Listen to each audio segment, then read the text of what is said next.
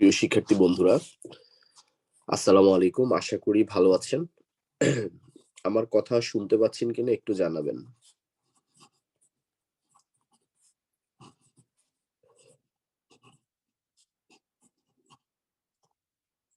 শোনা যায় কিনা একটু জানাবেন প্লিজ। আচ্ছা, আজকে আমাদের ক্লাস হচ্ছে পাংচুয়েশন এবং ক্যাপিটালাইজেশন। এটা থেকে বিসিএস পরীক্ষায় ২-৩ বার প্রশ্ন আসছে। অর্থাৎ ৩৫তম বিসিএস থেকে যখন নতুন সিলেবাস আরম্ভ হয়, এই ৩৫তম বিসিএস থেকে ৪১তম পরীক্ষা পর্যন্ত ২-৩ বার এই কোয়েশ্চেনটা আসছে এবং ২ টা কোয়েশ্চেন আসছে ৫ দুগুণে ১০ মার্ক এটার উপর থেকে। প্রতি বিসিএস এ আসে নাই, ২-৩ টা বিসিএস এ আসছে। তারপরে ইম্পোর্টেন্ট আবার আসলে আসতে পারে। পাংচুয়েশন এন্ড ক্যাপিটালাইজেশনটা হচ্ছে মানে বাক্যের বিভিন্ন জায়গায় কোথায় কোথায় ক্যাপিটাল লেটার বসাতে হয়, স্মল লেটার না বসিয়ে বিশেষ কিছু জায়গায় ক্যাপিটাল লেটার বা বড় হাতের অক্ষর বসার আলোচনা। আর পাংচুয়েশন তো বুঝতে পেরেছেন, কোথায় দাড়ি দিব, কোথায় কমা দিব, কোথায় আমরা প্রশ্নবোধক চিহ্ন দিব, এই টাইপের যে আলোচনা, এগুলোকে বলা হয় পাংচুয়েশন। তো পাংচুয়েশনটা আমরা প্রথমে আলোচনা করি। প্রথমে আমরা কথা বলবো কমা নিয়ে। কমাটা দেখতে কেমন? এই যে এটা কমাটা। ঠিক আছে? কমা। তো এখন এই যে কমা কোথায় কোথায় বসাতে হয়? প্রথমে আপনাকে বলে রাখি যে নাউন ইন অ্যাপোজিশন নামে একটা কথা আছে। Noun in apposition. এই নাউন ইন অ্যাপোজিশনকে আলাদা করতে কমা বসে। নাউন ইন অ্যাপোজিশনকে আলাদা করতে, বাক্য থেকে আলাদা করতে কমা বসে। প্রশ্ন হচ্ছে নাউন ইন অ্যাপোজিশন কোনটা? এটা হচ্ছে মনে করেন আমি বললাম যে আমি বললাম যে আমি আমি এরকম বললাম যে এই দেখেন, আমরা যদি এরকম বলি যে মিস্টার আলী, জনাব আলী, হ্যাঁ? জনাব আলী ইজ দা, দেখেন জনাব আলী ইজ দা হেডমাস্টার। জনাব আলী হচ্ছেন, তিনি হচ্ছেন হেডমাস্টার অফ আওয়ার স্কুল। জনাব আলী আমাদের স্কুলের তিনি হেডমাস্টার। এবার আরেকটা বাক্যে গিয়ে আমি লিখলাম he is he is an honest man. তিনি আসলে একজন, তিনি সৎ লোক। তো দেখেন এখানে প্রথম বাক্যে বলেছে জনাব আলী একজন হেডমাস্টার, তিনি আমাদের স্কুলের হেডমাস্টার। দ্বিতীয় বাক্যে বলেছে তিনি একজন সৎ লোক। এই দুইটা তথ্যই কিন্তু এই মিস্টার আলী সম্পর্কে দেওয়া হয়েছে। মিস্টার আলী কি? তার পদবি হচ্ছে তিনি হেডমাস্টার, আবার তিনি একজন সৎ লোক। এখন এই ধরনের বাক্য মনে করেন এটা ১ নাম্বার বাক্য, এটা ২ নাম্বার বাক্য। এই ১ এবং ২ নাম্বার বাক্যকে যদি আপনি একসাথে যোগ করতে চান, তখন আপনি চাইলে এই নাউন ইন অ্যাপোজিশন যোগ করে করতে পারেন। যেমন এটাকে এভাবে লিখতে পারেন, মিস্টার আলী, ঠিক আছে? মিস্টার আলী, এবার এখানে কমা দিলেন, দিয়ে আবার ওই যে তিনি কে? তিনি হেডমাস্টার। তাহলে মিস্টার আলী হেড মাস্টার, এরপরে হেডমাস্টার অফ আওয়ার স্কুল। জনাব আলী আমাদের স্কুলের হেডমাস্টার। এবার আবার আরেকটা কমা দিবেন। কমা দিয়ে আবার লিখবেন ইজ অ্যান অনেস্ট ম্যান। তাহলে দেখেন এখানে ব্যাপারটা কি দাঁড়ালো? ব্যাপারটা দাঁড়ালো জনাব আলী একজন সৎ লোক এবং এখানে জনাব আলী সম্পর্কে আরেকটা তথ্য হচ্ছে তিনি আমাদের স্কুলের হেডমাস্টার। এই যে হেডমাস্টার অফ আওয়ার স্কুল, এই যে আরেকটা তথ্য, এই তথ্যটাকে আমরা যে নাউনটা আছে এই নাউনের পরে দিলাম এবং তখন কি করলাম? এখানে একটা কমা দিব, নাউনটা লিখে কমা দিব, আবার এখানে কমা দিব। এই যে মাঝখানের যে অংশটা কমার ভিতরে আবদ্ধ, এই অংশটাকেই গ্রামারের ভাষায় বলা হয় নাউন ইন অ্যাপোজিশন। আমি যেটা লিখলাম একটু আগে, noun in apposition. Noun in apposition মানে হচ্ছে নাউন প্রোনাউন সম্পর্কে কোনো একটা তথ্য দেওয়া। তাহলে নাউন ইন অ্যাপোজিশন, এই যে এটা তো নাউন ইন অ্যাপোজিশন, এটার আগেও কমা দিতে হয়, পরেও কমা দিতে হয়। আরেকটা পরীক্ষায় এরকম মনে করেন বাক্য দিয়ে দিবে, কমা টমা দিবে না। তখন আপনাকে বুঝে নিতে হবে যে এটা তো নাউন ইন অ্যাপোজিশন, যেহেতু এটা মিস্টার আলী সম্পর্কে তথ্য, তাহলে কি করতে হবে আমাকে? এখানেও একটা কমা দিতে হবে, আবার এখানেও একটা কমা দিতে হবে। আমাকে ২ টা কমা দিতে হবে। আরেকটা উদাহরণ দেখেন, যেমন আমরা বললাম যে ডক্টর, ঠিক আছে? Doctor Mohammad, okay? Doctor Mohammad Yunus, doctor Mohammad Yunus Nobel বিজয়ী।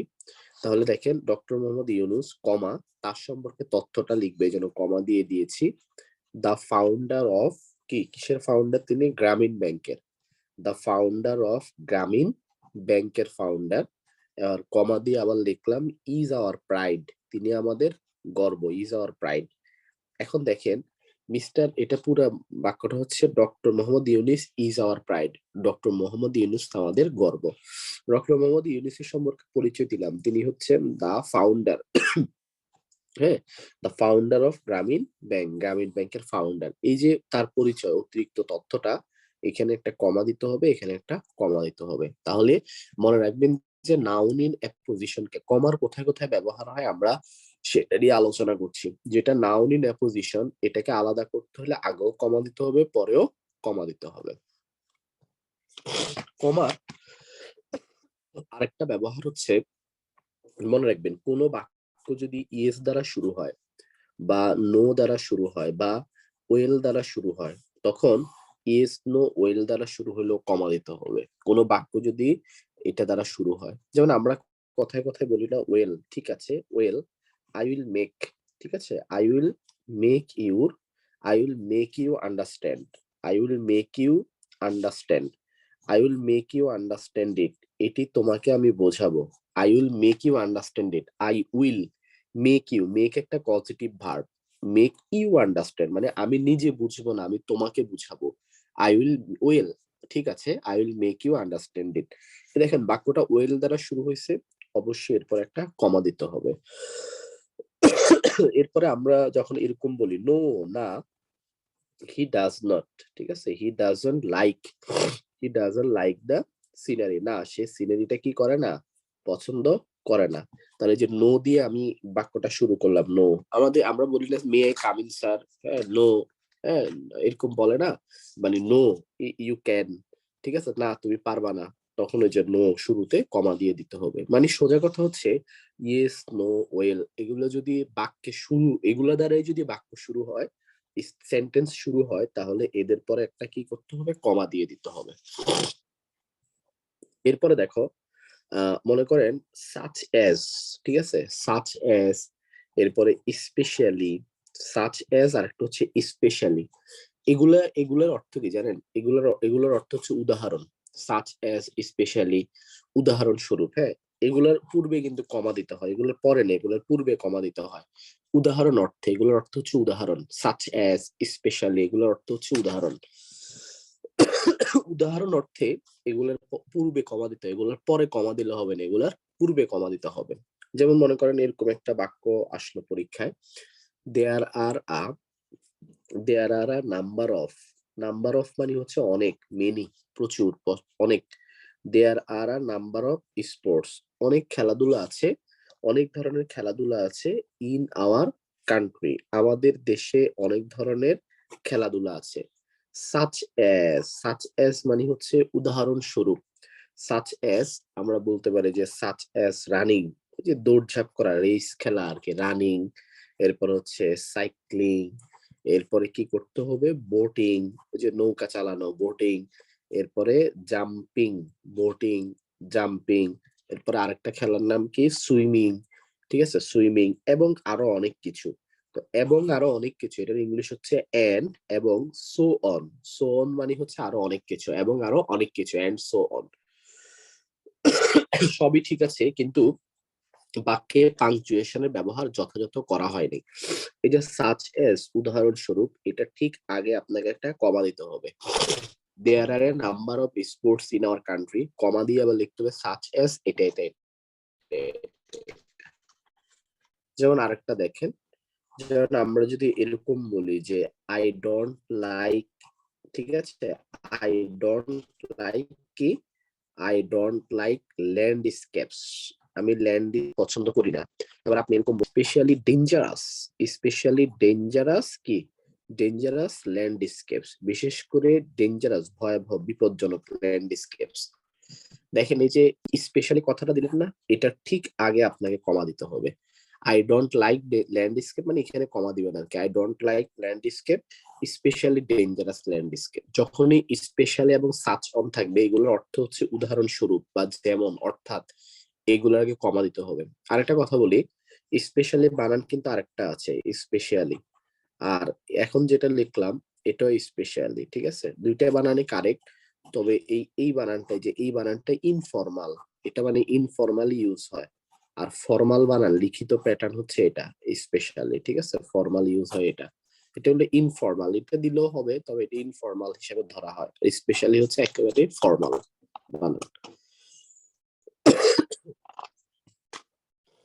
আচ্ছা, এবার দেখেন, যে কোনো দিনের নাম, মাসের নাম, বছরের নাম, এগুলোর আগেও কমা দিতে হয়। যেমন আমরা যদি এরকম বলি যে হি ওয়াজ বর্ন, সে কি করেছে, সে জন্ম নিয়েছে, সে জন্ম নিয়েছে সানডে, রবিবারে। এবার আপনি বললেন যে রবিবার জুলাই 5, এবার আবার বললেন 1999। দেখেন এখানে তিনটা জিনিস আছে, একটা হচ্ছে দিন, একটা হচ্ছে মাস, একটা হচ্ছে বছর। মনে রাখবেন, আপনি দিনের নামের পরে কমা দিতে হবে, মাসের নামের পরে কি করতে হবে, কমা দিতে হবে, এরপরে বৎসরের নাম, এখানে তার কমা তার পরে দিবেন না, পরে ফুল স্টপ দিয়ে দিবেন। এইভাবে প্রিপোজিশন ইউজ করে করা যায়। আপনি যদি প্রিপোজিশন ইউজ করেন তখন সানডের আগে দিতে হবে অন। আপনি প্রিপোজিশন দিলেন পাংচুয়েশন না দিয়ে, তাহলে হি ওয়াজ বর্ন, এটা এটা এমনিতেই অন হবে। হি ওয়াজ বর্ন অন সানডে, এখানে এমনিতে অন হবে। এখানে মনে করেন আপনি কমা না দিয়ে প্রিপোজিশন দিবেন, তখন প্রিপোজিশন ইন দিবেন। আবার এখানে ইন জুলাই 5, ও দুঃখিত, এখানে তো মাস নেই, এটা তারিখের নাম। অন সানডে, এখানে অন জুলাই 5, এটা তো তারিখ। এটা যেমন দিন, এটা তারিখ, এটা হলো বছর, বছরের আগে তখন ইন হবে। এই যে কমাটা যদি না দেন, কমা যদি না দেন তখন ইন 1999। আর যদি কমা দেন তখন আর প্রিপোজিশন দরকার নেই, সরাসরি কমা।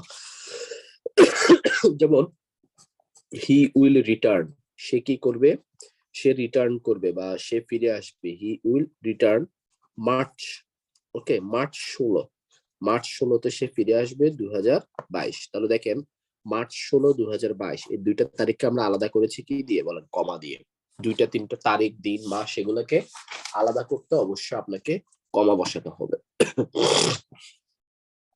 আচ্ছা, আরেকটা নিয়ম হচ্ছে, আপনি যদি কমা বসাবেন আরেকটা জায়গায়, সেটা হচ্ছে কাউকে যদি আপনি সম্বোধন করেন, কাউকে কোনো নাম ধরে ডাকেন, সম্বোধন করেন বা কোনো নাম ধরে ডাকেন, সেখানে কমা দিতে হয়। সম্বোধন করা ইংলিশ কি জানেন? Vocative case. কাউকে কোনো নাম ধরে ডাকা ভোকেটিভ, সম্বোধন কারক ভোকেটিভ কেস। কাউকে আপনি বলেন এই রহিম কই যাস, করিম কি করো, কাউকে নাম ধরে ডাকা, এগুলো হচ্ছে ভোকেটিভ কেস। যেমন আপনি কাউকে বললেন যে একজনের নাম হচ্ছে মনে করেন আরিফ, আপনি বলেন Arif, have you have you have you gone there, তুমি কি সেখানে গিয়েছো আরিফ? এখন আপনি ছেলেটাকে আরিফ বলে ডাকলেন, তাহলে এই যে কোনো একটা নামে ডেকেছেন, সম্বোধন করেছেন, কি নামে? আরিফ নামে। অবশ্যই আপনাকে সম্বোধন করার কারণে এখানে কমা দিতে হবে, কমা না দিলে ভুল হবে। আরিফ কমা দিয়ে হ্যাভ ইউ গান দেয়ার। আবার আপনি চাইলে এটাকে এইভাবে লিখতে পারবেন, হ্যাভ ইউ, ঠিক আছে, হ্যাভ ইউ গান দেয়ার, তুমি কি সেখানে গিয়েছো, হ্যাভ ইউ গান দেয়ার। এবার এটা লিখে আবার কমা দিয়ে আরিফ লিখতে পারেন। পার্থক্যটা কোথায়? পার্থক্য হচ্ছে যেটা সম্বোধন করেছেন এইটা হলো vocative case, Arif vocative case বা সম্বোধন পদ। এটাকে আগে লিখলে এখানে কমা দিতে হবে, এটাকে পরে লিখলে এখানে কমা দিতে হবে। অর্থাৎ কমা লাগবেই, কমা দ্বারা আগে লিখছেন এটার পরে কমা, পরে লিখছেন এটার আগে কমা, এভাবে দিতে হবে, ঠিক আছে?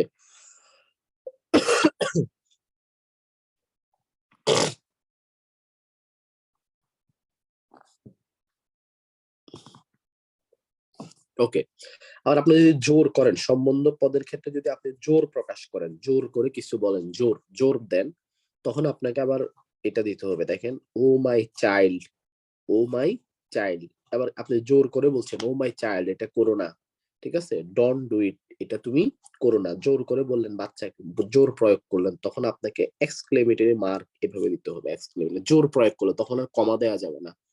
হ্যাঁ, আপনি যদি নরমালি বলেন মাই চাইল্ড ডু ইট, কিন্তু আপনি যখন বলবেন ও মাই চাইল্ড, আমার বাচ্চা, এটা করো না, ডোন্ট ডু ইট, জোর প্রয়োগ করছেন, তখন আপনাকে এক্সক্লেমেটরি মার্ক ইউজ করতে হবে আর কি। আচ্ছা, এবার আরেকটা কথা বলি, সেটা হচ্ছে আপনারা তো এগুলাকে সবাই চিনেন, এন্ড, এরপরে হচ্ছে বাট, এরপরে অর, ঠিক আছে, বাট, অর, এরপরে নর, এরপরে ফর, ফর মানে কারণে, এরপরে ইয়েট, তথাপি। এগুলোর নাম হচ্ছে কি? Conjunction, coordinate. এদের নাম হচ্ছে কোঅর্ডিনেট কনজাংশন। এগুলো তো আপনারা জানেন, আমরা প্রিলির ক্লাসে ক্লজ পড়তে গিয়ে বা কনজাংশন পড়তে গিয়ে এগুলো লাগে। তাহলে এই যে এন্ড, বাট, অর, নর, ফর, ইয়েট এগুলোর নাম হচ্ছে কোঅর্ডিনেট কনজাংশন। এখন একটা গুরুত্বপূর্ণ কথা বলি, এই কনজাংশন গুলোর ক্ষেত্রে কমার ব্যবহার, কমা দিব কি দিব না এটা নিয়ে একটু কথা বলতে হবে। সেটা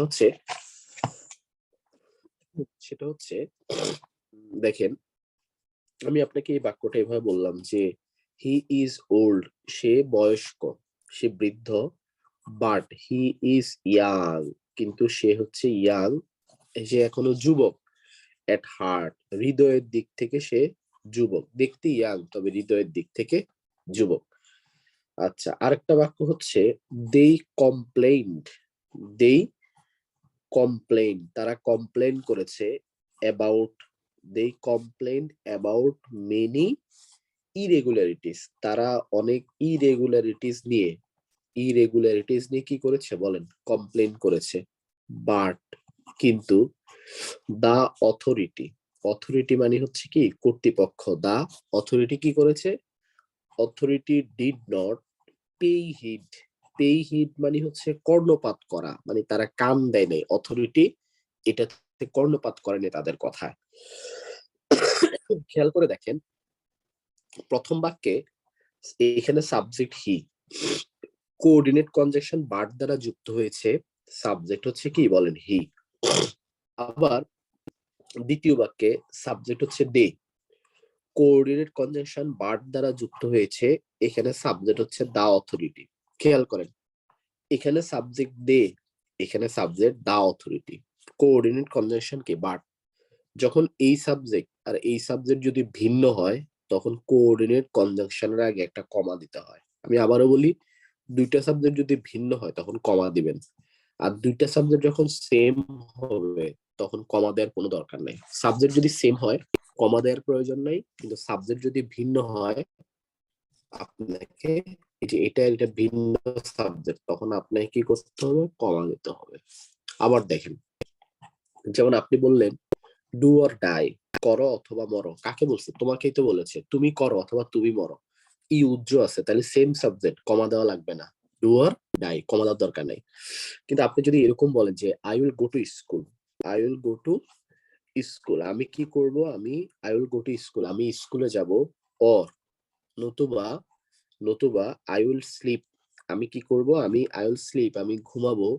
দা হোল ডে, সারাদিন আমি ঘুমাবো, হয় স্কুলে যাব না হলে সারাটা দিন আমি ঘুমাবো। তাহলে দেখেন একই একই ব্যক্তি, স্কুলে কে যাবে, আমি, ঘুমাবো কে, আমি, সেম ব্যক্তি। সেম ব্যক্তি হলে এর আগে কোনো কমা হবে না। কিন্তু ব্যক্তি যদি ভিন্ন হয়,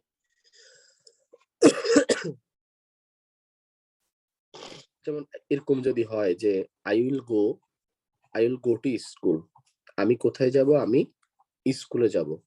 অর, নতুবা দে উইল বি, ঠিক আছে, দে উইল বি সিরিয়াসলি, তারা সিরিয়াসলি বা তারা মারাত্মকভাবে অফেন্ডেড, ব্যথা পাবে, কষ্ট পাবে, অফেন্ডেড। তাহলে দেখেন ভিন্ন সাবজেক্ট, এখানে আই, এখানে দে, সাবজেক্ট ভিন্ন, তখন কি করতে হবে, কোঅর্ডিনেট কনজাংশন আগে একটা কমা দিতে হবে। পাংচুয়েশন থেকে কিন্তু এই জিনিসগুলো ইম্পর্টেন্ট। ভিন্ন সাবজেক্ট হলে কমা দিবেন, আর ভিন্ন একই সাবজেক্ট হলে কমা দেওয়ার দরকার নেই।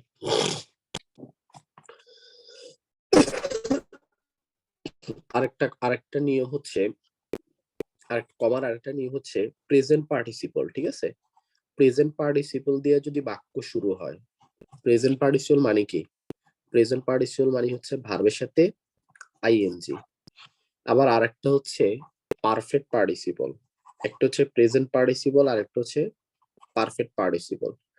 তো প্রেজেন্ট পার্টিসিপল, পারফেক্ট পার্টিসিপল মানে কি, পারফেক্ট পার্টিসিপল মানে হচ্ছে হ্যাভিং, প্লাস ভার্বের পাস্ট পার্টিসিপল। তাহলে নিয়মটা আবার দেখো, যদি প্রেজেন্ট পার্টিসিপল হয় অথবা পারফেক্ট পার্টিসিপল হয়, এগুলা দ্বারা যদি বাক্য শুরু হয় তাহলে প্রেজেন্ট পার্টিসিপল দিয়ে শুরু হলো কমা, পারফেক্ট পার্টিসিপল দিয়ে শুরু হলো কমা বসবে বাক্যের মাঝখানে। প্রেজেন্ট, তবে এটা মনে রাখেন যে প্রেজেন্ট পার্টিসিপল মানে ভার্ব প্লাস আইএনজি, আর পারফেক্ট পার্টিসিপল মানে হচ্ছে প্রথমে হ্যাভিং এরপরে ভার্বের পাস্ট পার্টিসিপল। দুইটা ক্ষেত্রেই কমা বসবে। যেমন আমরা যদি প্রেজেন্ট পার্টিসিপল দিয়ে উদাহরণ দিই, যেমন বাড়ি গিয়ে, আমরা এভাবে বলতে পারি গোয়িং হোম, গোয়িং হোম মানে হচ্ছে বাড়ি গিয়ে। তাহলে বাড়ি গিয়ে আই ফাউন্ড হার ইল, আমি তাকে অসুস্থ দেখলাম। দেখেন আই একটা সাবজেক্ট, আই ফাউন্ড আর ইল। এবার দেখেন এই সাবজেক্টটার আগের যে অংশটা আছে বাড়ি গিয়ে, এখানে একটা কমা দিতে হবে। কমা, কোনো কারণে যদি আপনি কমা না দেন, এটা সিম্পল সেন্টেন্স কিন্তু কমা বসবে, কোনো কারণে কমা না দিলে ভুল হয়ে যাবে, ভুল বাক্যই ভুল হয়ে যাবে, এখানে বাধ্যতামূলক বিরাম চিহ্ন লাগবে। আরেকটা দেখেন, দা সান, দা সান মানে হচ্ছে সূর্যটা, দা সান হ্যাভিং সেট, সূর্য ডুবার পরে, হ্যাভিং সেট সূর্যটা ডুবার পরে কি হবে বলো, উই রিটার্ন, সূর্য ডুবার পরে উই রিটার্ন হোম, আমরা কি করেছিলাম, আমরা বাড়ি গিয়েছিলাম। তাহলে দেখেন দা সান হ্যাভিং সেট, এই যে উই রিটার্ন হোম, এটা নতুন সাবজেক্ট, এটা একটা বাক্য, বাড়ি গিয়েছিলাম সূর্য ডুবার পরে। আবার এই যে সাবজেক্ট আছে না, এটা ঠিক আগে একটা কমা দিতে হবে, দা সান হ্যাভিং সেট। এই যে দেখো হ্যাভিং এর পরে পাস্ট পার্টিসিপল, এটাকে বলা পারফেক্ট পার্টিসিপল। সেট এর পাস্ট পার্টিসিপল সেট, সেট মানে ডুবে যাওয়া, সেট, সেট এর পাস্ট টেন্সও set, past participle set, set set set. তাহলে দেখো the sun having set comma we return home, going home comma I found her ill, এটা হলো প্রেজেন্ট পার্টিসিপল আর এটা হলো পারফেক্ট পার্টিসিপল। প্রেজেন্ট পার্টিসিপল আর পারফেক্ট পার্টিসিপল উভয় ক্ষেত্রে বাক্য, এরা যদি এদেরকে, এরা যদি বাক্যের শুরুতে থাকে বা এরা দ্বারাই যদি বাক্য শুরু হয়, তাহলে এদের পরে অবশ্যই একটা কমা দিতে হবে, কমা না দিলেই ভুল হবে। পাংচুয়েশনের ক্ষেত্রে বিরাম চিহ্ন খুবই গুরুত্বপূর্ণ।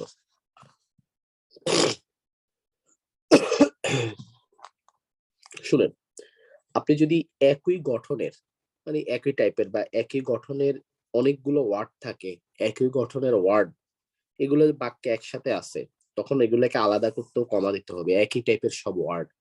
যেমন আমরা যদি এরকম বলি যে দা ম্যান লস্ট, ঠিক আছে, দা ম্যান লস্ট মানি, লোকটা কি করেছে, টাকা হারিয়েছে। এরপরে লিখলাম গোল্ড, সোনা দানা গয়না হারিয়েছে। রেপুটেশন, সে তার খ্যাতি হারিয়েছে, ঠিক আছে। এন্ড এবং ফ্রেন্ডস কি করেছে বলেন, বন্ধু হারিয়েছে। তো দেখেন একই টাইপের না, লোকটা টাকা হারিয়েছে, সোনা দানা গয়না হারিয়েছে, খ্যাতি হারিয়েছে, বন্ধু হারিয়েছে। লাস্টেরটার আগে এন্ড হবে, এখানে আর কমা হবে না, কিন্তু বাকিগুলোর আগে কমা, এই যে কমা, এই কমা মানে মানি হারিয়েছে, কমা কি গোল্ড, কমা কি রেপুটেশন, এন্ড এখানে আর কমা দিবেন না, এন্ড লাস্টে আর কমা দেওয়া যাবে না, লাস্টে এন্ড, এন্ড ফ্রেন্ডস। যেমন এটা সহজ নিয়ম, এটা আমরা জানি, আমরা এগুলো ইউজ করি। যেমন দা রাইটার, দা রাইটার মানে হচ্ছে লেখক কি করেছেন, লেখক রোড, রাইটার রোড দা, তিনি কি করেছেন, দা রাইটার রোড দা স্ক্রিপ্ট, রাইটার স্ক্রিপ্টটা লিখেছেন, স্ক্রিপ্ট নিটলি, তিনি নিটলি পরিষ্কারভাবে লিখেছেন, কুইকলি স্ক্রিপ্টটা দ্রুত গতিতে লিখেছেন, নিটলি লিখেছেন, কুইকলি লিখেছেন, এন্ড এবং তিনি কি করেছেন, কারেক্টলি লিখেছেন, সঠিকভাবে। তাহলে স্ক্রিপ্ট, এই যে নিটলি, তাহলে এখানে একটা কমা, কুইকলি এখানে আর কমা হবে না কারণ এখানে এন্ড আছে। যদি এন্ড না দিয়ে আরেকটা ওয়ার্ড দিত, আবার পরে এন্ড থাকতো, তাহলে কমা দিতাম, বাট এন্ড চলে আসছে আর কমা দেওয়া যাবে না, নিটলি, কুইকলি এন্ড কারেক্টলি। আচ্ছা, এন্ড এর আরেকটা নিয়ম হচ্ছে, মনে রাখেন ফ্রেজ আছে না, বিভিন্ন ফ্রেজ, এন্ড দ্বারা যুক্ত ফ্রেজ, এমন ফ্রেজ যেগুলো এন্ড দ্বারা যুক্ত, মানে ফ্রেজ গুলোর মাঝখানে এন্ড আছে, ওই ওই ধরনের ফ্রেজকে আলাদা করতে হলে কমা দিতে হবে। ফ্রেজের মাঝখানে এন্ড আছে, তখন ফ্রেজকে আলাদা করতে হলে কমা দিতে হবে। কিরকম, যেমন আমরা আমরা যদি এমন বলি যে উঁচু নিচু, মানুষের মানে একটা ফ্রেজ উঁচু নিচু, আমরা বলি না হাই এন্ড লো, উঁচু এবং নিচু, মানুষের জাত উঁচু নিচু। এরপরে আমরা বললাম যে রিচ ধনী, এন্ড পুর ধনী এবং গরিব, উঁচু নিচু, ধনী এবং গরিব। এরপর আমরা লিখলাম যে ওয়াইজ এন্ড ফুলিশ, জ্ঞানী এবং বোকা, এই কথাগুলো লিখলাম। এরপর লিখলাম মাস্ট ডাই, অবশ্যই মারা যাবে, মাস্ট ডাই টুডে, হয় আজ মরবে, অর টুমোরো না হলে কাল মরবে, এখন মরবে না হলে পরে মরবে, অর্থাৎ প্রত্যেক প্রাণীকেই মৃত্যুর স্বাদ গ্রহণ করতে হবে, উঁচু নিচু, ধনী গরিব, জ্ঞানী বোকা যারা আছে সবাই। এখন দেখেন এই যে উঁচু নিচু, high and low, rich and poor, দেখেন এই উঁচু এবং নিচু এটা নিজেতে এন্ড দ্বারা যুক্ত, রিচ এন্ড পুর এটাও তো এন্ড দ্বারা যুক্ত, এটা একটা phrase, wise and foolish and দ্বারা যুক্ত। এখন কি করতে হবে জানেন, প্রত্যেকটার পরে কমা দিতে হবে। হাই এন্ড লো এটার পর আপনাকে কমা দিতে হবে। রিচ এন্ড পুর এটার পরও কমা দিতে হবে। আবার ওয়াইজ এন্ড ফুলিশ এটার পরও কমা দিতে হবে। এর দ্বারা যুক্ত যে ফ্রেজ আছে এদেরকে প্রত্যেকটাকে আলাদা করতে হলে আপনাকে কমা দিতে হবে। হাই এন্ড লো এর পরে কমা, রিচ এন্ড পুর এর পরে কমা, ওয়াইজ এন্ড ফুলিশ এর পরেও কমা, প্রত্যেকটার পরে আলাদা আলাদা করে কমা দিতে হবে। এন্ড দ্বারা যুক্ত ফ্রেজ থাকলে আপনাকে প্রত্যেকটার পরেই কমা দিয়ে যেতে হবে। এখানে মনে করেন এখানে কমা দিলেন না, হবে না। ঠিক আছে, এখানেও কমা, এখানেও কমা, এখানেও কমা, কমা দিয়ে যাবেন।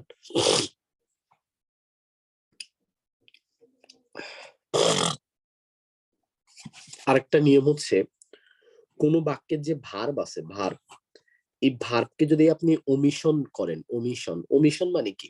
ওমিশন মানে হচ্ছে বাদ দেয়া।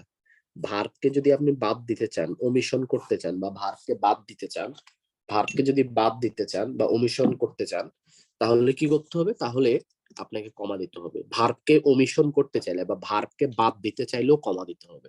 কিরকম জানেন? ভার্বকে বাদ দিয়ে বাক্য করা যায়।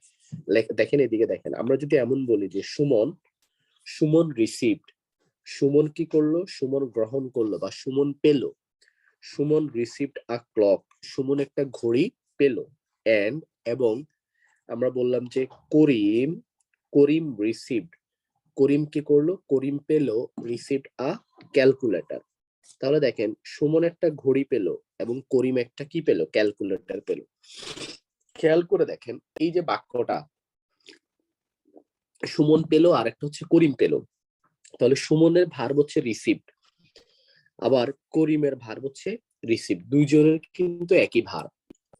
একই ভার্ব হলে একটা ভার্বকে ওমিশন করা যায়, মানে বাদ দেওয়া যায়, ওমিট রাখা যায়।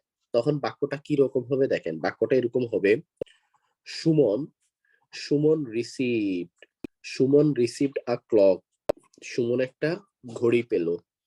এন্ড, এবং করিম, করিম পর্যন্ত লিখে করিমের যে ভার্বটা আছে এটা উল্লেখ করতে চাচ্ছেন না, তখন একটা কমা দিবেন।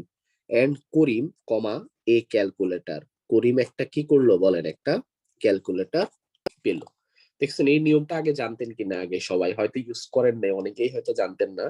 তো খুবই ইম্পর্টেন্ট ব্যাপার। পরীক্ষার হলে মনে করেন এটা থাকলো, তখন আপনি দেখলেন যে এখানে কমা দিতে হবে, এখন আপনি বুঝলেন না এখানে কমা কেন। বুঝতে হবে কমাটা এই কারণেই, কারণ এখানে রিসিভ ভার্বটাও এখানে রিসিভ হিসেবে আসছে, ভার্বটা সেম, এই ভার্বটাকে বাদ দিতে গেলে তখন কমা দিতে হয়।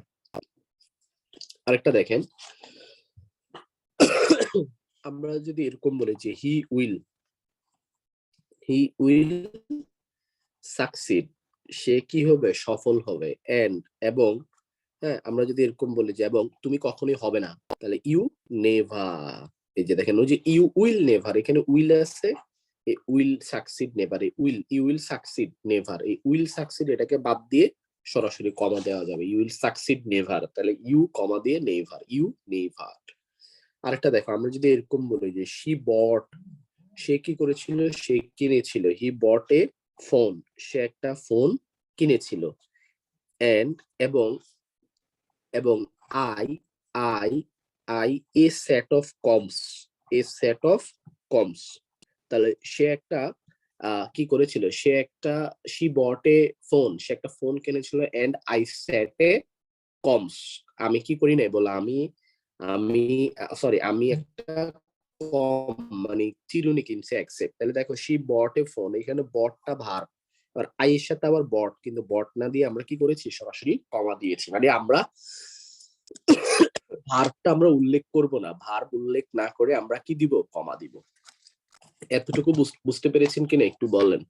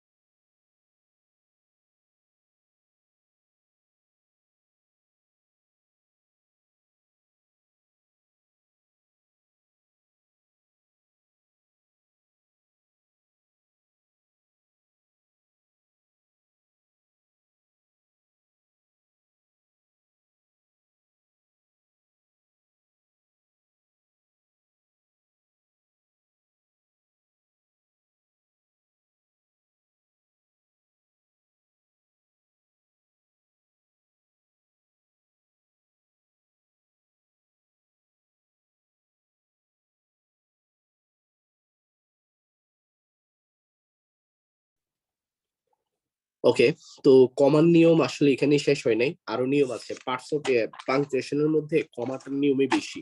ছোট্ট একটা কমা কিন্তু তার অনেক নিয়ম। শুনেন, কোঅর্ডিনেট ক্লজ আছে না, কোঅর্ডিনেট ক্লজ, আমরা এগুলো ক্লজের ক্লাসে পড়ি আর কি, এখন তো এগুলোর ব্যাখ্যা করা সম্ভব না। করে শুনে যান, কোঅর্ডিনেট ক্লজকে যদি সংক্ষিপ্ত ছোট ছোট যে কোঅর্ডিনেট ক্লজ, এগুলোকে আলাদা করতে হলো কমা বসে। যেমন উইলিয়াম শেক্সপিয়ারের একটা নাটক আছে জুলিয়াস সিজার। তো জুলিয়াস সিজার নাটকে জুলিয়াস সিজার একটা ডায়লগ আছে, তিনি বলতেন যে ভেনি ভিডি ভিসি, ভেনি, হ্যাঁ ভেনি, এরপর হচ্ছে ভিডি, এরপরে ভিসি। এটার অর্থ হচ্ছে আসলাম, দেখলাম, জয় করলাম। এই যে আসলাম, দেখলাম, জয় করলাম, ভেনি ভিডি ভিসি। এটাকে ইংলিশে লিখলে এমন হয়, আই কেম, আমি আসলাম, আই স, আমি দেখলাম। আর আরেকটা জায়গায় বলা হয়েছে আই কনকিউয়ার্ড, আমি কি করলাম, আমি জয় করলাম। এই যে আসলাম, দেখলাম, জয় করলাম, এই যে আই কেম, এটা একটা coordinate clause, comma, I saw, comma, I conquered, ছোট ছোট কোঅর্ডিনেট ক্লজ কে যুক্ত করতে হলো কি বসে বলেন, কমা বসে। মানে এন্ড এর পরিবর্তে কমা দিয়েও কোঅর্ডিনেট ক্লজ কে যুক্ত করা যায়। I came, I saw, I conquered, আমি আসলাম, দেখলাম, আর হচ্ছে জয় করলাম। আরেকটা নিয়ম হচ্ছে অ্যাডভার্বিয়াল ক্লজ আছে না, অ্যাডভার্বিয়াল ক্লজ, এই অ্যাডভার্বিয়াল ক্লজ যদি বাক্যের শুরুতে থাকে তখনও কমা দিতে হয়।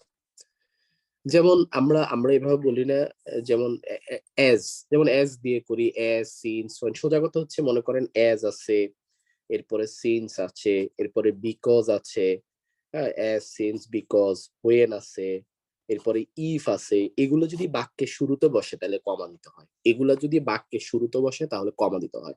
যেমন আমরা যদি এরকম বলি, দেখেন আই উইল গো, আমি যাব, তাহলে আমি যাব ইফ ইউ কাম, যদি তুমি আসো তাহলে আমি যাব। তাহলে দেখো, যদি তুমি আসো, আই উইল গো, আমি যাব ইফ ইউ কাম, যদি তুমি আসো। তাহলে দেখো if you come, if you come, if you come, তাহলে এটা হচ্ছে কি ইফ ইউ কাম। তাহলে দেখো ইফটা এখানে মাঝখানে আছে, এখানে কিন্তু কমা হবে না। কিন্তু এই বাক্যটা যদি এইভাবে লেখা হয়, ইফ ইউ কাম, যদি তুমি আসো, আই উইল গো, তাহলে আমি যাব। খেয়াল করে দেখেন, আই উইল গো এখানে আপনি কিন্তু পরে লিখছেন, মানে ইফ ইউ কাম, ইফ যুক্ত অংশকে আগে লিখছেন। ইফ যুক্ত অংশকে আগে লেখার কারণে ইফ ইউ কাম, তখন এখানে একটা কমা দিতে হবে। যদি আপনি ইফ যুক্ত অংশকে মাঝখানে লেখেন তাহলে কমা দেওয়ার কোনো দরকার নাই, কিন্তু ইফ যুক্ত অংশকে যদি আগে দেয়া হয় তাহলে আপনাকে অবশ্যই কি করতে হবে, কমা দিতে হবে। আগে দিলে কমা দিতে হবে, কিন্তু মাঝখানে দিলে কমা দেওয়া দরকার নাই। যেমন এস দিও এমনই হবে, সবকিছু এমনই হবে। যেমন as it was, as it was a rainy day, যেহেতু এটা বৃষ্টির দিন ছিল, as it was a rainy day, যেহেতু বৃষ্টির দিন ছিল, উই কুড নট, ঠিক আছে, উই কুড নট গো দেয়ার, আমরা সেখানে যেতে পারি নাই। দেখেন আমরা সেখানে যেতে পারি নাই যেহেতু বৃষ্টির দিন ছিল, তাহলে এস কে বাক্যের শুরুতে এনেছেন, কমা হবে। এই বাক্যটা যদি আপনি এস কে বাক্যের মাঝখানে রাখতেন তাহলে কমা হতো না। যেমন এরকম যদি লিখতেন, উইটাকে আগে দিতেন, উই কুড নট, এরপরে এভাবে এভাবে করে আবার ওই যে এস কে এখানে নিয়ে আসতেন, এস ইট ওয়াজ, ইট ওয়াজ আ রেইনি ডে, তখন ওই যে এস কে আপনি মাঝখানে এনেছেন, কমা হবে না, এখানে কোনো কমা হবে না। কিন্তু এস কে শুরুতে আনার কারণে এখানে একটা কমা হবে। ঠিক আছে, এগুলো সব অ্যাডভার্বিয়াল ক্লজ আর কি, যে এটা একটা অ্যাডভার্বিয়াল ক্লজ, এটা একটা অ্যাডভার্বিয়াল ক্লজ, এগুলা। আচ্ছা, এখন যে নিয়মটা দিব এটা আসলে আপনারা সবাই জানেন। ন্যারেশনের ক্ষেত্রে আমরা কিন্তু কমা ইউজ করি, ডিরেক্ট ন্যারেশনের ক্ষেত্রে। যেমন হি said to me, he said to me, তাহলে এবার এই যে সে আমাকে বললো, কি বললো, কমা দিয়ে আবার আমরা কি বলি, আই গো দিয়া, আমি সেখানে যাই। এই যে ইনভার্টেড কমা, তো এই যে এই অংশটা হি সেড টু মি আর আই গো দেয়ার, এটাকে আলাদা করতে হলে এখানে কি বসে, কমা বসে। এটাকে আমরা যখন ইনডিরেক্ট করি, ইনডিরেক্ট ন্যারেশন, তখন এরকম করি, মনে আছে কিনা, হি টোল্ড মি, এরপরে কমা উঠে কি দিবে, একটা দ্যাট, আর ওই যে আই ধরবে কাকে, হি কে, হি, গো হয়ে যাবে past tense, went, he went there, এরকম করি, তখন কিন্তু কোনো কমা নাই। ওই যে দ্যাট দ্বারা যুক্ত করেছে দুইটা বাক্যকে, কমা নাই। কিন্তু যখন এই যে এখানে ডিরেক্ট স্পিচ, এটাকে বলা হয় ন্যারেশনের ভাষায়, এটাকে বলা হয় ডিরেক্ট স্পিচ, আর এটাকে বলা হয় ইনডিরেক্ট স্পিচ, বাংলায় উক্তি।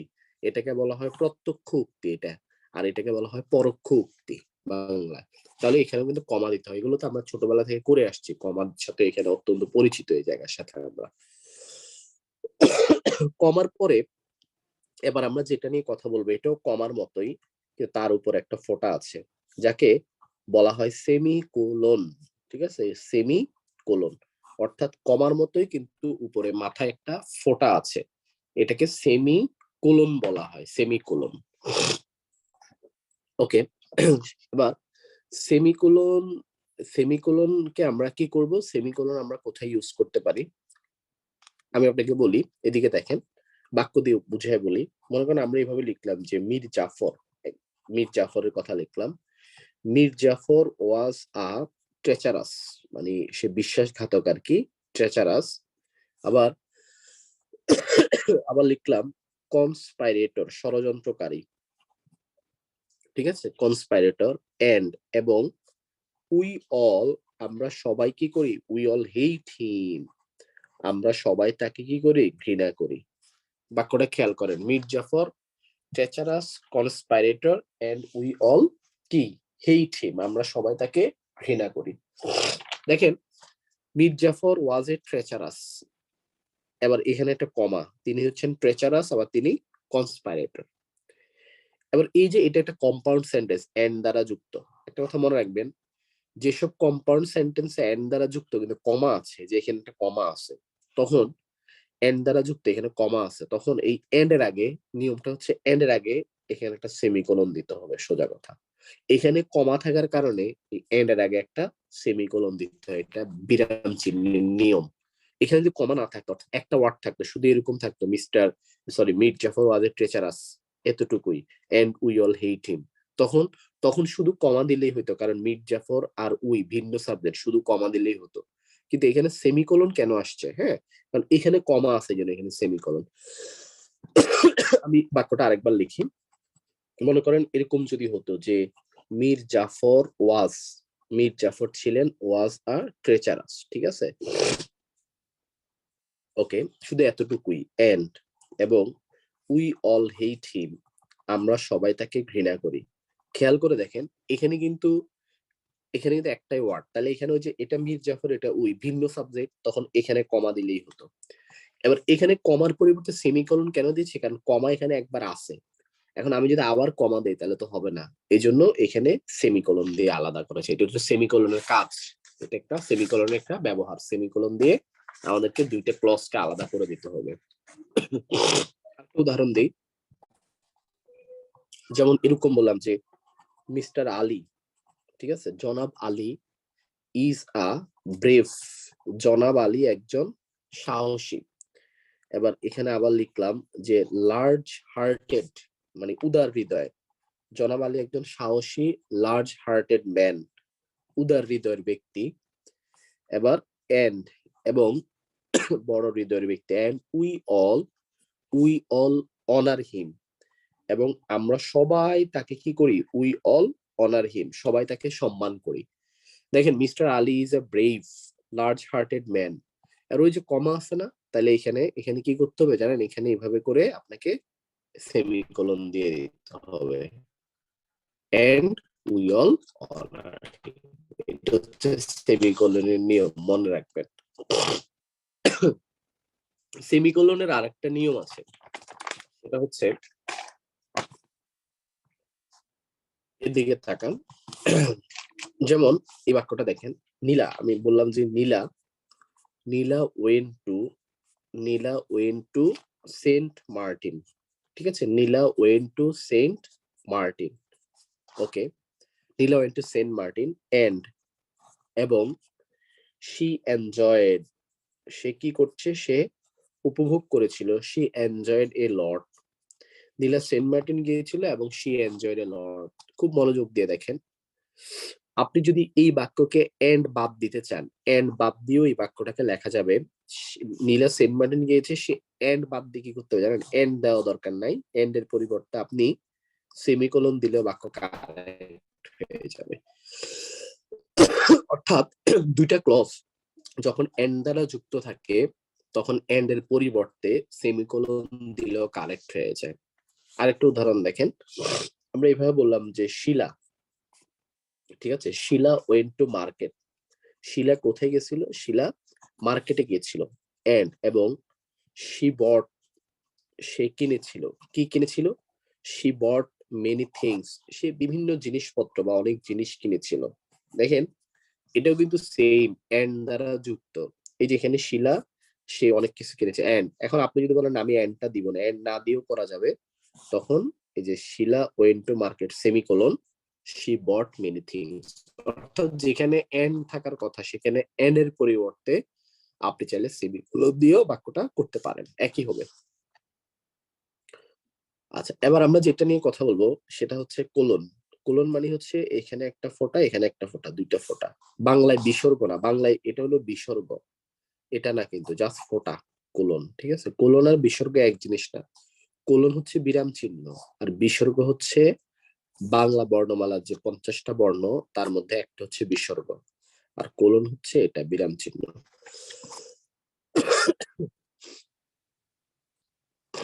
শুনেন, কোলন কোথায় কোথায় বসে? মনে করেন দাস, দাস এইভাবে এই রূপে দাস আমরা বলি না, এরপরে দা ফলোইং, এই কথাটা যদি থাকে দাস, দা ফলোইং, আর একটা হচ্ছে অ্যাজ ফলোস, এগুলো দ্বারা যদি কোনো তালিকা তৈরি করা হয়, তালিকা, কোন একটা লিস্ট তৈরি করা হয়, তাহলে ওই তালিকার পূর্বে, ওই লিস্টের পূর্বেও তখন এই কোলন বসে। এগুলা দ্বারা যদি কোনো তালিকা তৈরি করা হয় বা ওই তালিকার পূর্বে, ওই লিস্টের পূর্বে কোলন বসে। যেমন আমরা যদি এরকম বলি যে হিজ ভার্চুস, তার গুণগুলো, ভার্চু, হ্যাঁ, ভালো ভালো গুণ, হিজ ভার্চুস আর অ্যাজ ফলোস, তার গুণগুলো হচ্ছে যথাক্রমে এটা এটা অ্যাজ ফলোস।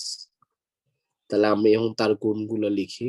তার গুণগুলো হচ্ছে সিনসিয়ারিটি, সিনসিয়ারিটি, এরপরে লিখলাম পাংচুয়ালিটি, সিনসিয়ারিটি, পাংচুয়ালিটি, এন্ড, এবং লিখলাম হচ্ছে ট্রুথফুলনেস, ট্রুথফুলনেস, ঠিক আছে, সত্যবাদিতা।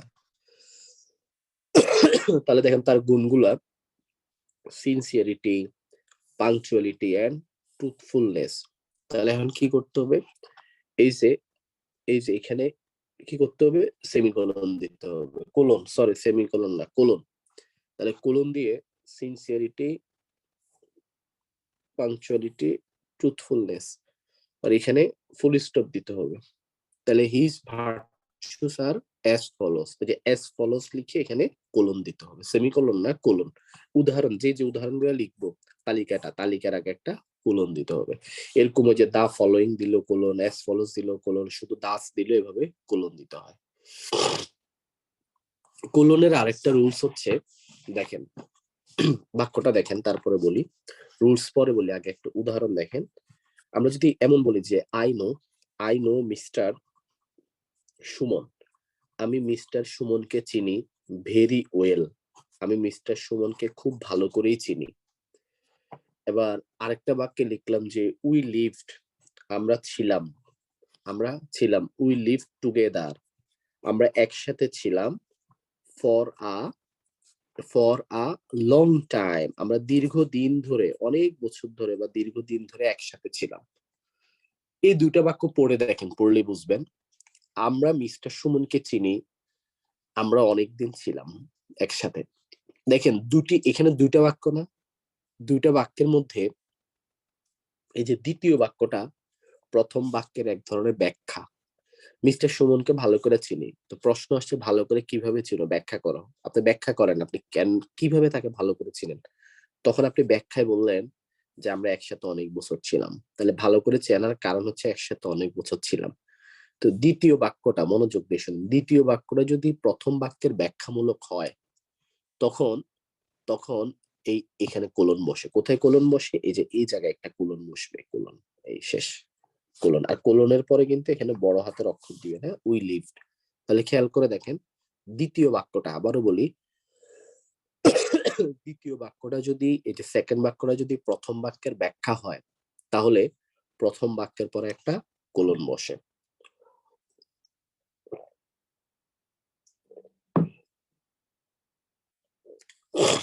দ্বিতীয় বাক্যটা যদি প্রথম বাক্যের ব্যাখ্যা হয়, যে কোনো ক্ষেত্রে সেকেন্ড বাক্যটা যদি প্রথম বাক্যের ব্যাখ্যা হয়, তাহলে প্রথম বাক্যের পর কি বসে? কোলন বসে। এই দেখেন আরেকটা দেখেন, আমি যদি এরকম বলি যে হি ওয়াজ অ্যাবসেন্ট ইস্টারডে, সে গতকাল কি ছিল? অনুপস্থিত ছিল। আর আমরা বললাম যে হি ওয়াজ ইল, সে অসুস্থ ছিল। তাহলে দেখেন, সে অসুস্থ ছিল, সে অনুপস্থিত ছিল, প্রথম বাক্যে অনুপস্থিত ছিল। তাহলে অনুপস্থিত কেন ছিল? কারণ কি? ব্যাখ্যা কি? ব্যাখ্যা করেন কেন সে অনুপস্থিত। তখন আমি বললাম যে সে অসুস্থ ছিল। তখন এই যে দ্বিতীয় বাক্যটা কিন্তু প্রথম বাক্যের ব্যাখ্যা, ব্যাখ্যা হওয়ার কারণে এখানে কোলন দিয়ে দিলেই হবে। হি ওয়াজ অ্যাবসেন্ট কোলন হি ওয়াজ ইল। ঠিক আছে, এইরকম আর কি।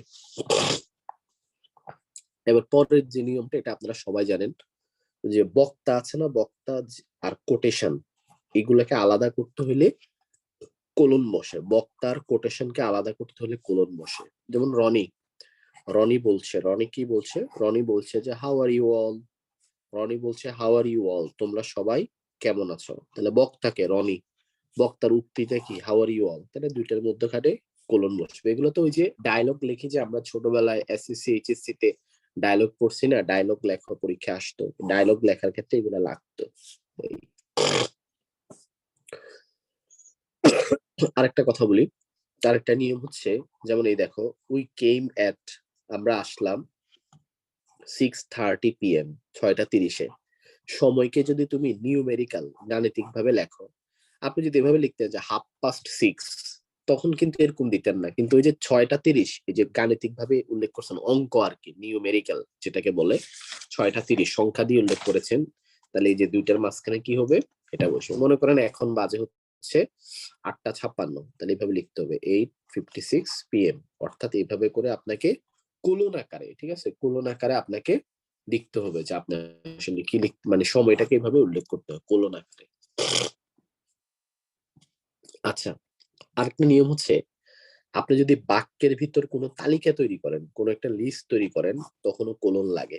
তালিকা তৈরি করতেও বাক্যের ভিতর কোনো তালিকা তৈরি করতে গেলেও আপনাকে কোলন দিতে হবে, তালিকা তৈরি করতে গেলে। যেমন আমরা যদি এভাবে বলি যে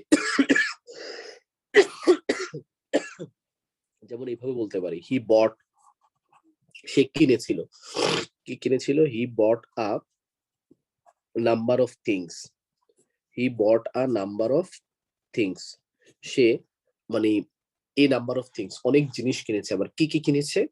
আবার আপনি এভাবে বললেন যে এই কম্পিউটার, এই কম্পিউটার সেট, এটা কম্পিউটার সেট কিনেছে। এরপরে বললেন এই মোবাইল ফোন, একটা মোবাইল ফোন কিনেছে। তালিকার মধ্যে আবার লিখলেন এন ওভেন, একটা ওভেন কিনেছে, ওভেন। আবার আমরা লিখলাম যে একটা এসি কিনেছে, এন্ড এন এসি, এন্ড, এবং আরো অনেক কিছু, এন্ড সো অন। তাহলে দেখেন, এটা একটা তালিকা তৈরি করেছি না? তালিকায় কি কি আছে? Computer set, mobile phone, oven, AC. এই তালিকা তৈরি করার ক্ষেত্রে এইভাবে করে একটা কোলন দিতে হবে। হি বট এ নাম্বার অফ থিংস, সে প্রচুর জিনিস কিনেছে, অনেক জিনিস কিনেছে। কি কি কিনেছে? তালিকা, তালিকার আগে একটা কোলন দিতে হবে, তালিকাটার জন্য কোলন দিতে হবে। কোলন না দিলে ভুল হবে।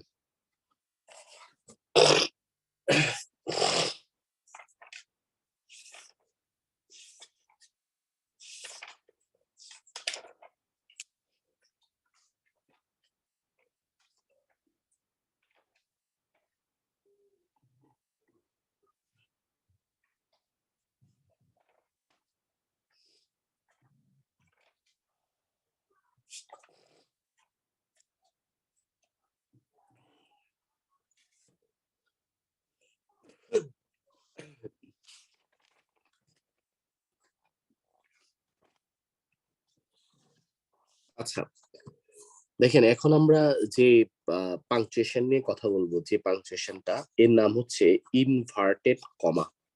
ঠিক আছে, ইনভার্টেড কমা। ইনভার্টেড কমাটা দেখতে কেমন? এটা হচ্ছে এটা আর কি, এই যে এটা হলো সিঙ্গেল ইনভার্টেড কমা, আর এটা হলো ডাবল ইনভার্টেড কমা। দুইটা ইনভার্টেড কমা, একটা সিঙ্গেল আর একটা হচ্ছে ডাবল আর কি। আচ্ছা, এই যে ন্যারেশনের ক্ষেত্রে বক্তা যে কথাটা বলে, ওই কথাটা হুবহু বক্তার ভাষায় প্রকাশ করতে গেলে এটা বসে। যেমন হি সেইড, সে বলল, কাকে বলল? হি সেইড টু মি, সে আমাকে বলল। তাহলে সে আমাকে কি বললো, তার কথাটা কি ছিল, তার কথাটা ছিল এরকম, I will come here tomorrow, আমি আগামী কাল এখানে আসবো। এই যে বক্তার কথাটা আমরা হুবহু দিলাম না, তখন এই যে ইনভার্টেড কমা দিতে হবে এভাবে, না দিলে হবে না, না দিলে তো ভুল হবে, ন্যারেশনে ইনভার্টেড কমা লাগবেই। আবার বক্তার বক্তব্য যদি দুই পাশে থাকে, যেমন বাক্যটা যদি এরকম হইতো, দেখেন তখন উই ওয়ার রিকোয়েস্টেড, আমাদেরকে কি করা হয়েছিল, আমাদেরকে রিকোয়েস্ট করা হয়েছিল, we were requested, he said, সে কি করলো বলেন, সে বলল, উই আর রিকোয়েস্টেড, সে বলল, তারপরে টু ডেলিভার দিস লেটার।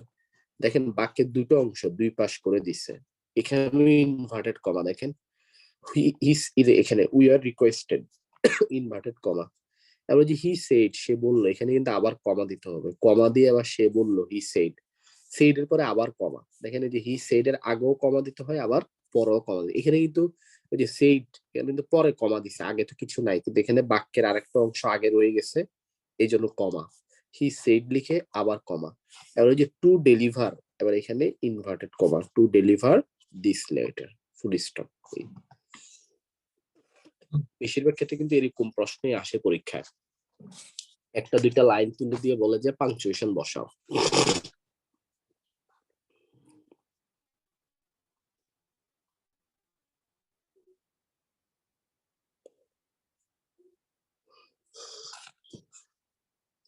আচ্ছা আরেকটা কথা বলি, যেমন বিশেষ কোনো মানে গল্প বই কবিতা এগুলোর নামের ক্ষেত্রে এমন হয়, যেমন হ্যামলেট, হ্যামলেট হচ্ছে শেক্সপিয়ারের একটা বই, নাটক।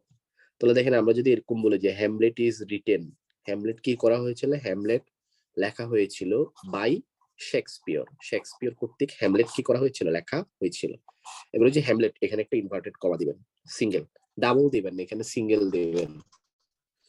মনে রাখবেন ওয়ার্ড এর ক্ষেত্রে যে কোনো ওয়ার্ড আছে না, ওয়ার্ড, আপনি ওয়ার্ড কে এরকম করতে, আবদ্ধ করতে সিঙ্গেল দিবেন, আর যদি কোনো বাক্য বা কোনো সেন্টেন্স কে আবদ্ধ করতে যান তখন আপনি ডাবল দিবেন।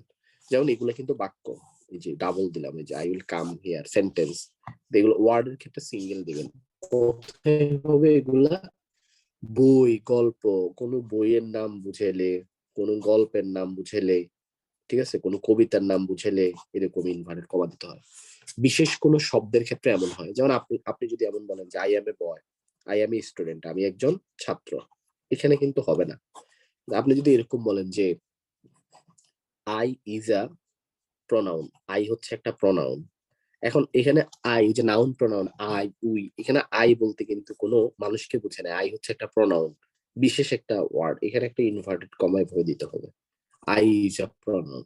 এই আইটা কিন্তু third person singular number, is হইছে।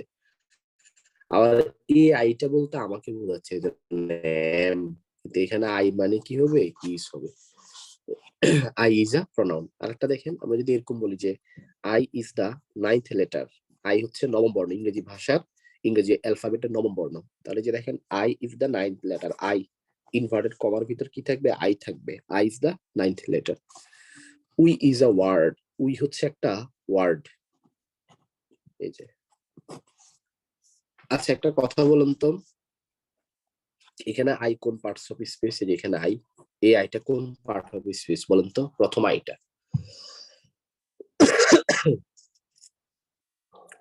আই এম স্টুডেন্ট, এখানে আইটা কোন পার্ট অফ স্পেস। পোয়েম যদি 3-4 লাইন থাকে, পোয়েম যদি 3-4 লাইন থাকে, পোয়েম তো 3-4 লাইন, কবিতাকে আপনি ইনভার্টেড করতে হলে তো এভাবে দিতে পারেন, কিন্তু আমরা বলছি কবিতার নাম, নাম নাম শুধু ওয়ার্ড, একটা ওয়ার্ড থাকলে, সিঙ্গেল ওয়ার্ড থাকলে এরকম দেবেন। এটা কোন part of speech, I, I am student, এখানে প্রথম বাক্যে যে আইটা আছে বলতে পারেন।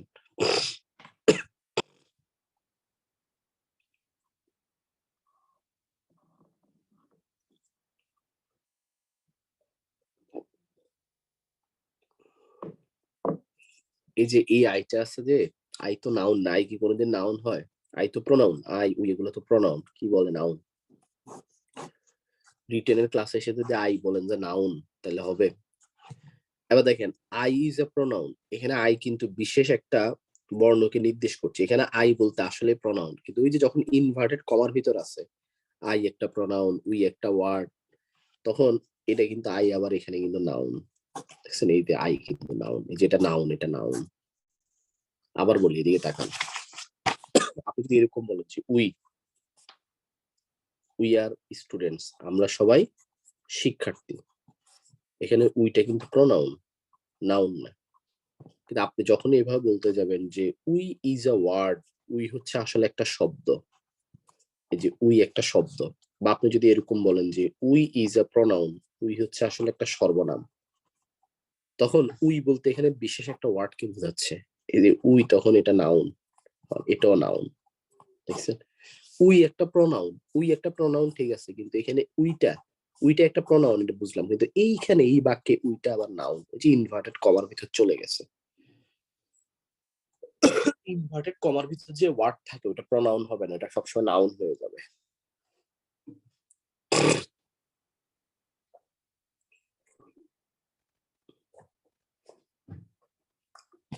আমরা এখন যে বিরাম চিহ্নটা নিয়ে কথা বলবো, যে বিরাম চিহ্নটা, ওটার নাম হচ্ছে অ্যাপোস্ট্রফি। অ্যাপোস্ট্রফি, এই যে অ্যাপোস্ট্রফি দেখেন, এই যে এটা উপরেরটা, যেটা নিচে না, আসলে এটা উপরের, ঠিক আছে, উপরে থাকে, নিচে থাকে না, উপরে অ্যাপোস্ট্রফি।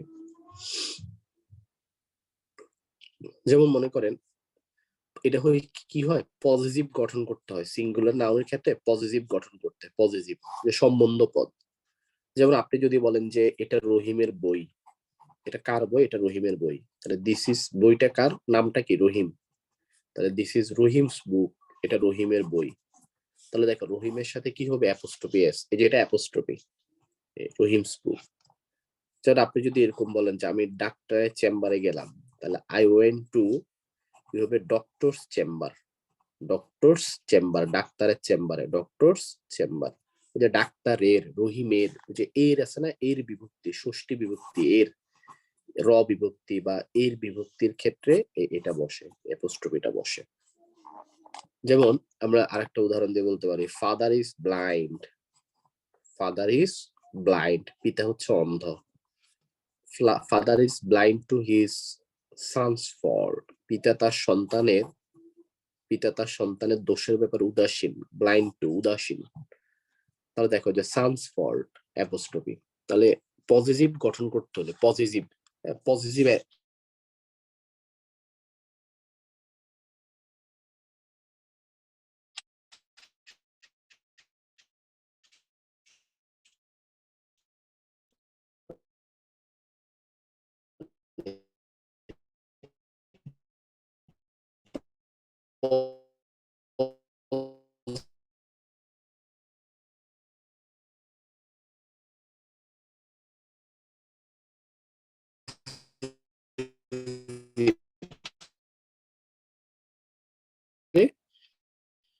বসে, কি বসে,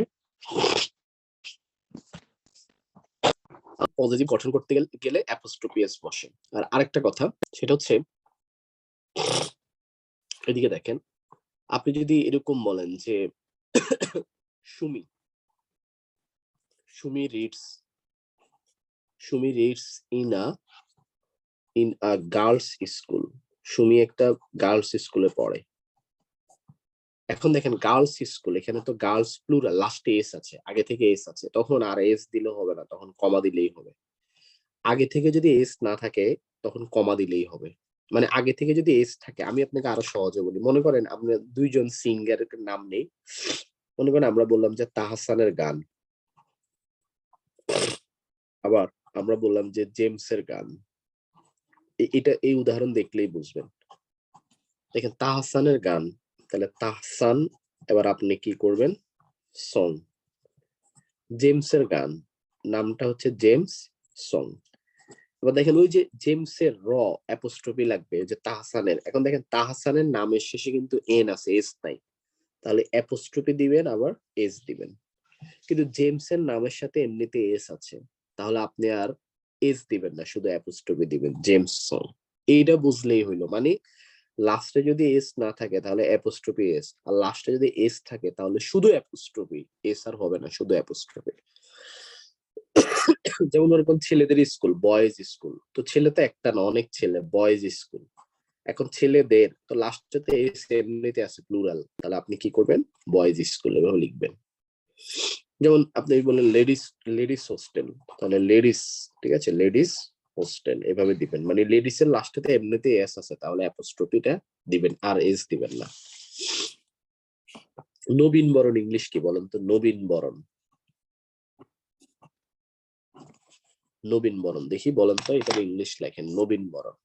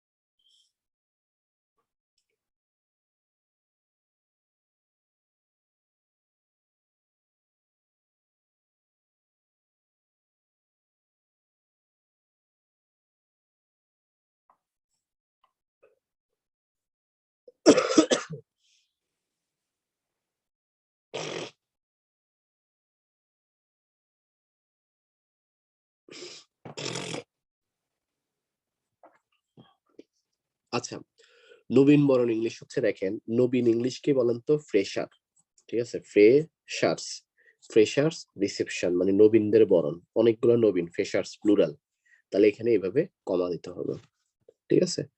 ফ্রেশার্স মানে এস এর পরে গিয়ে আপনাকে কমা দিতে হবে, ফ্রেশার্স, ওই যে নবীন বরণ, নবীনদের অনেকগুলো নবীন প্লুরাল, এই জন্য ফ্রেশার্স রিসেপশন, ঠিক আছে, নবীন বরণ।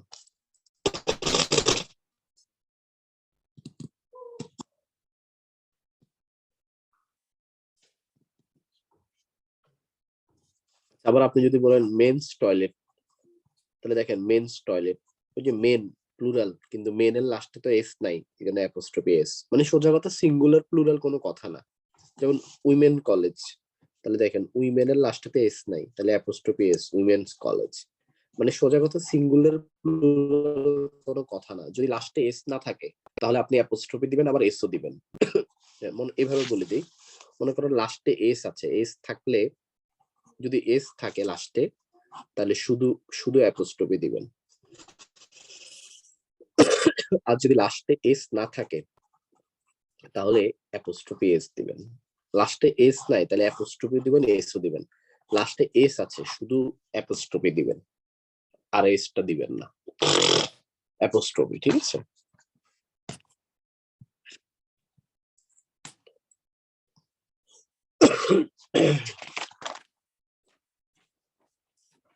এই দেখেন যেগুলো ইনডিফিনিট প্রোনাউন, ঠিক আছে, ইনডিফিনিট, যে ইনডিফিনিট প্রোনাউনের ক্ষেত্রে, ওই যে ইনডিফিনিট প্রোনাউন কোনগুলো, one, no one, someone, nobody, somebody, এগুলো আর কি ইনডিফিনিট প্রোনাউনের ক্ষেত্রে অ্যাপোস্ট্রফি এস বসে।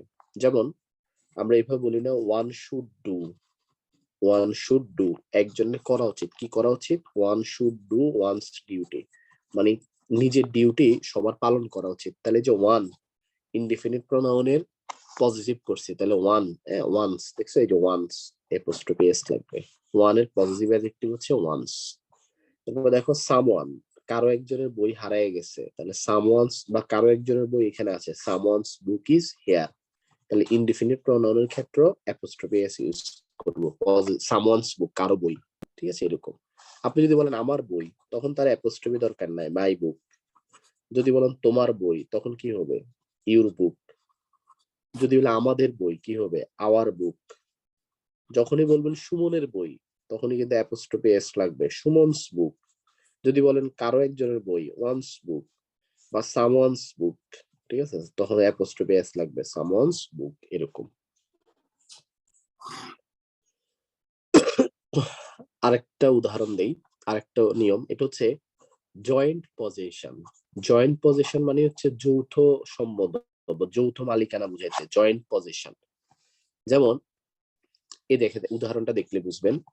আমরা যদি এরকম বলি যে দা গার্ল, ঠিক আছে, দা গার্ল ওয়েন টু, মেয়েটা গিয়েছিল, মেয়েটা কোথায় গিয়েছিল? The girl went to Rahim, Rahim and Rahim and Karim's office, Rahim এবং করিমের অফিসে গিয়েছিল।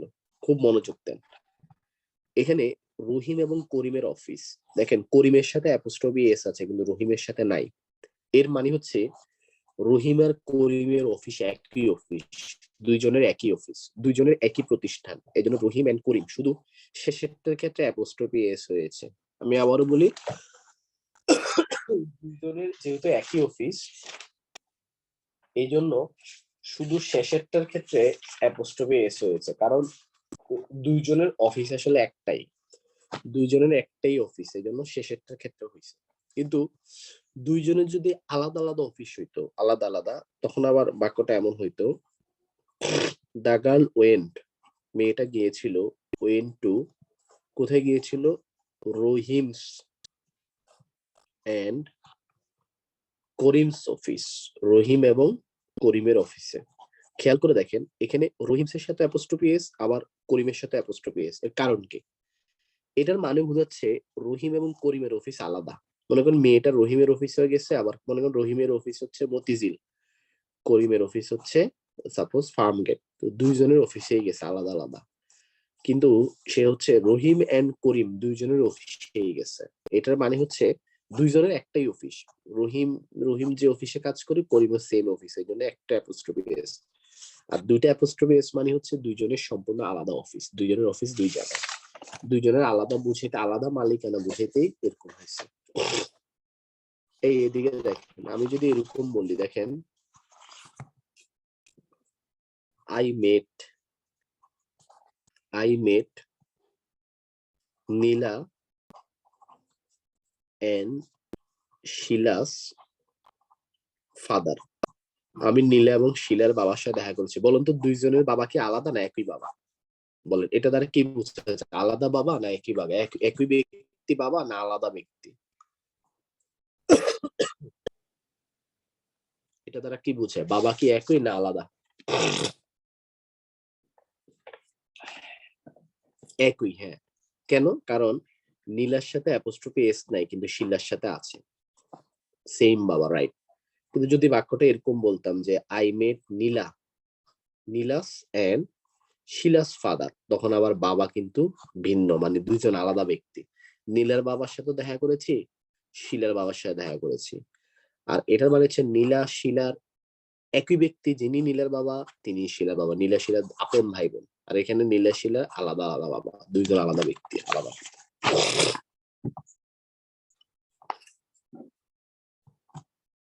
আচ্ছা, এরপরে আপনি দেখেন মিনিট, আওয়ার, ডে, উইক, এগুলোর পজিশন করতেও অ্যাপোস্ট্রফি এস বসে। যেমন আপনি যদি এরকম বলেন যে 3 দিনের বেতন বাকি, তাহলে 3 days পে ইজ ডিউ, 3 দিনের বেতন বাকি। দেখো 3 days পে, 3 দিনের বেতন, 3 days পে। এই যে এটাকে, যেমন আজকের ক্লাস, আমরা বলি না আজকের ক্লাস, তাহলে কি হবে? 2 days ক্লাস। এসব ডে, মিনিট, মান্থ, এগুলোর ক্ষেত্রে অ্যাপোস্ট্রফি ইউজ করা হয়। আমরা এরকম যদি বলি ইট ইজ আ, ইট ইজ, এটা 1 মিনিটের কাজ, it is a minutes work, it is a কি work, it is a minutes work for the leader, এটা নেতার জন্য মাত্র 1 মিনিটের কাজ।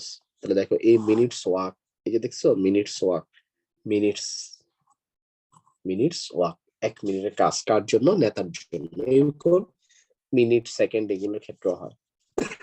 আরেকটা কথা বলি, আরেকটা নিয়ে হচ্ছে, আপনি যদি কোনো লেটার বা কোনো সংখ্যাকে প্লুরাল করতে চান, মনে করেন ক্রিকেট খেলায় কেউ একজন একটা 6 মারলো, 6, 6 অনেকগুলা মারছে, মানে 6-এর প্লুরাল করবেন 6s। আমি আরো একটু বেশি, যেমন বয়, বয়ের প্লুরাল কি হয় বলেন? বয়েস। হ্যাঁ, এখন আমরা যদি বলি গার্লস এরকম। তেমনি 6 এর প্লুরাল হচ্ছে এভাবে 6s, মানে অনেকগুলা 6। মনে করেন একটা জায়গায় মনে করেন একটা মানুষ আছে ম্যান, অনেকগুলা মানুষ, তাহলে আমরা কি বলি মেন। মনে করেন একটা হাফ সেঞ্চুরি 50, অনেকগুলো 50 করেছে, তাহলে 50s। একটা সেঞ্চুরি করেছে 100, অনেকগুলো সেঞ্চুরি করেছে 100s। এরকম করে সংখ্যা, যেমন একটা টি এটার প্লুরাল হচ্ছে টিস। একটা টি হচ্ছে শুধু টি, অনেকগুলো টি আছে টিস। মনে করেন একজনের এমএ ডিগ্রি আছে একটা, MA, he is an MA, অনেকগুলো এমএ ডিগ্রিধারী লোক একসাথে, MAs, here is many MAs. আমরা যদি বলি এখানে একজন এমএ আছে, হিয়ার ইজ এন এমএ, মানে এখানে একজন এমএ ডিগ্রিধারী লোক আছে। এখন ভাইবা বোর্ডে অনেকগুলো এমএ ডিগ্রিধারী লোক আছে, তখন আমরা এভাবে বলতে পারি যে হিয়ার আর মেনি কি হবে, মেনি এমএস, মানে অনেকগুলো এমএ ডিগ্রিধারী লোক আছে। তেমনি করে মনে করেন বি এর প্লুরাল হচ্ছে কি জানেন, বিএস। এভাবে করতে হয়, প্লুরাল করতে হয়। যেমন এরকম একটা কোশ্চেন পরীক্ষা আসে, কাট ইউর টিস, মানে তোমার টি গুলা কাটো and and dot your I's, এবং তোমার আই গুলাতে ডট দাও। এখন টি কাটো বলতে মনে করেন আপনি বাটার লিখতে গেছেন, বাটার। এখন বাটার লিখতে গিয়ে আপনি বালার লিখে ফেলছেন, তো টি কে কাটেন নাই আপনি টি এর মাথায়, এই জন্য বলছে কাট ইউর টিস, যে টি কেটে দাও। হ্যাঁ, মনে করেন এরকম আর কি। আবার বলছে ডট ইউর আইস, মনে করেন আপনি কোন একটা বানান লিখতে গিয়ে আপনি ঠিক আছে, মানে আইতে আপনি ইয়ে করেন নাই, যেমন ইঙ্ক লিখছেন, হ্যাঁ, তা আইয়ের ফোঁটা দেন নাই, তাহলে ডট ইউর আইস। ঠিক আছে, এরকম আর কি বলেছে যে টি টি কাটো এবং আইতে ডট দাও। তাহলে অনেকগুলো আই, মনে করেন আপনি ডট দেন নাই, ডট ইউর আইস, আই গুলাতে ডট দাও, যে আইয়ের প্লুরাল আইস। ঠিক আছে, দেখি এটা দেখেন তো। দেয়ার আর 10, 10টা ড্যাশ আছে ইন আ 100, ইন আ 100। 100টার ভিতর 10টা কি আছে বলেন, 10টা ড্যাশ আছে। তাহলে 10 আছে, টেন্স আছে, টেন্স আছে। বলুন তো কোনটা নিবেন, এ বি সির মধ্যে কোনটা নিবেন বলুন।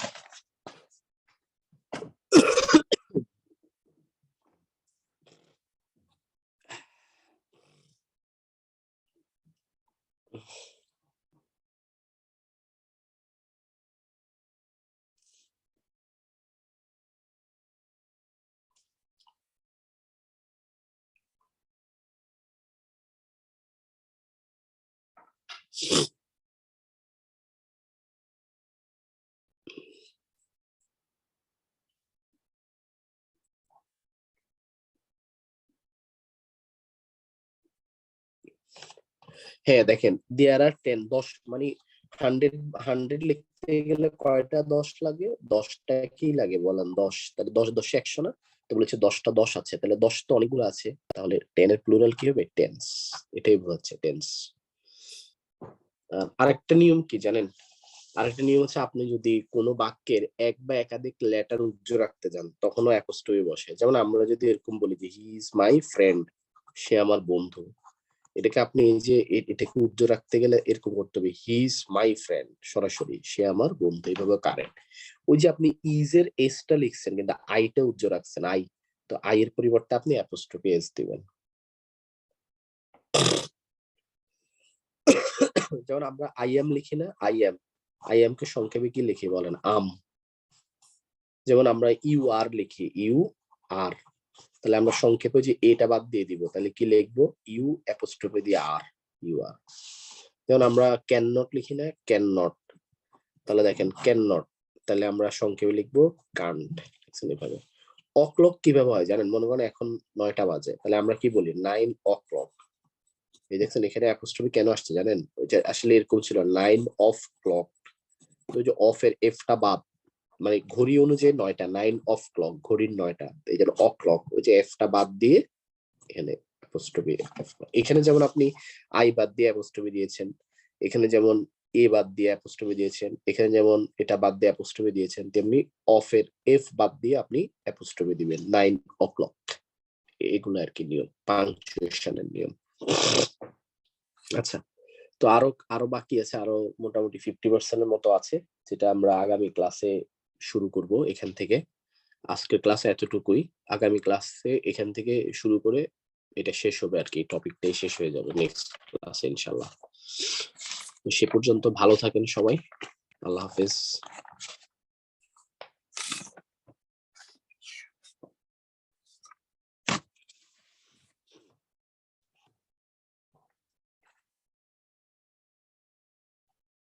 না বই বের হয়নি, গ্রামার বই বের হয়নি, এমনি ওই যে ওই ভোকাবুলারি, কারেকশন, লিটারেচার এগুলো তো আগেই বের হয়েছে। ঠিক আছে ভাইয়া, আল্লাহ হাফেজ।